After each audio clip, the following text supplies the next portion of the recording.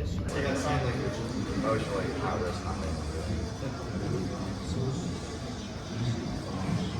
We are going to take you back in time to Jorvik, Viking Age York.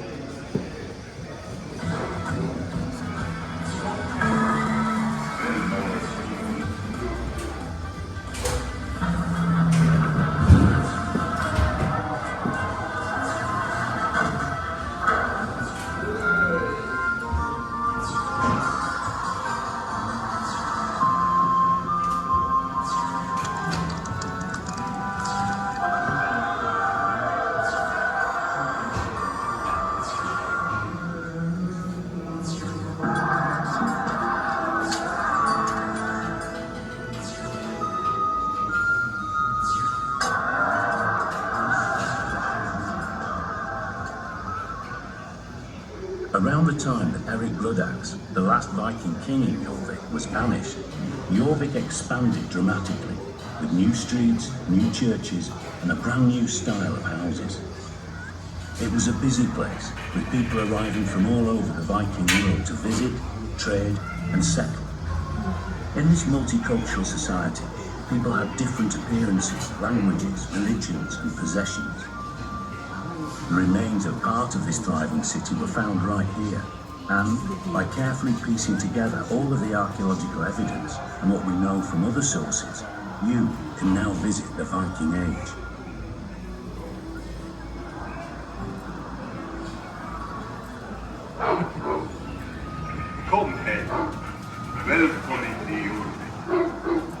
You have arrived by the River Foss.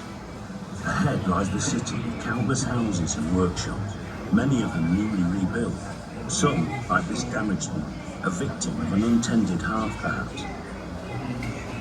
As ships became more seaworthy, the Vikings created wider trading links, sometimes using chains of middlemen to carry goods from one side of the Viking world to the other. Way to Jorvik to sell their goods. Slavers may have come to Jorvik from Dublin and elsewhere, bringing with them the spoils of their raids or battle victories. Slaves were an important part of society all over Northern and Western Europe at this time. It looks like this slave trader is trying to make his way up to Copenhagen. But before we get there, let's have a look at some of the many craftspeople working here in the city. Here's Sigurd. He's using animal bones and antler from deer to make some everyday objects such as combs, comb cases, skates, and bone pins. Making a comb from antler could be very time-consuming, as the ones found here were made from many pieces riveted together and then decorated. Here's the blacksmith's house. Look inside and you can see his wife by the fire. Grummy, the blacksmith, is teaching his son how to sharpen a knife he has just made. The story is added. You can see a stack of turfs over there that are going to be used to roof this building. Looks like the builders are having a rest though.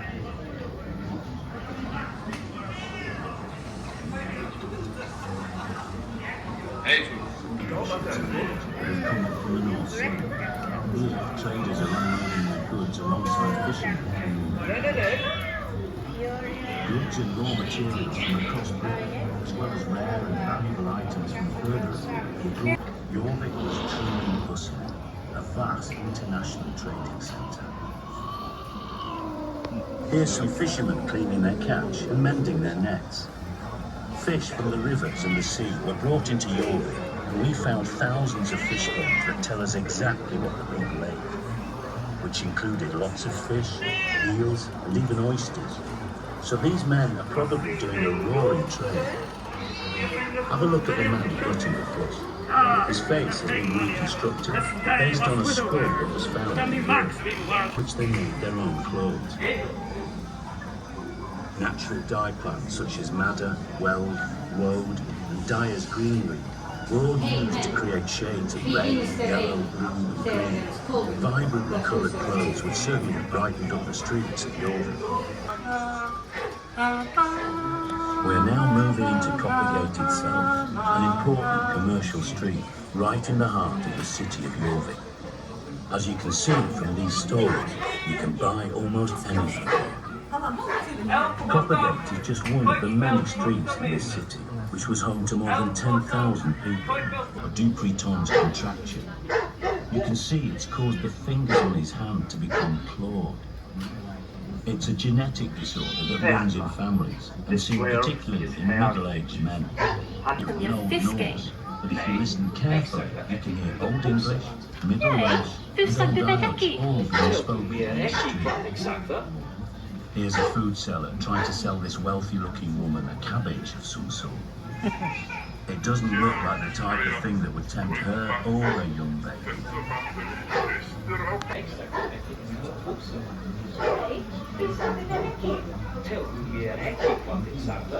Beastly status.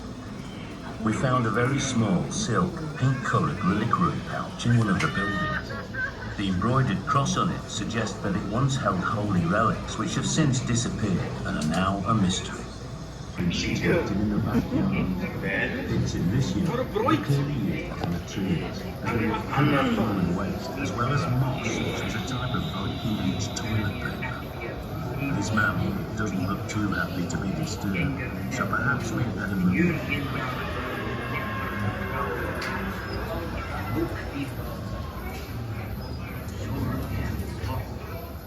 Here we are in our final house. In the exploration we found a few Viking Age musical instruments, including a set of panpipes which can still be played. Music, storytelling and poetry must have been important in the Viking world, like sitting around a hearth, enjoying tall tales of magic and bravery.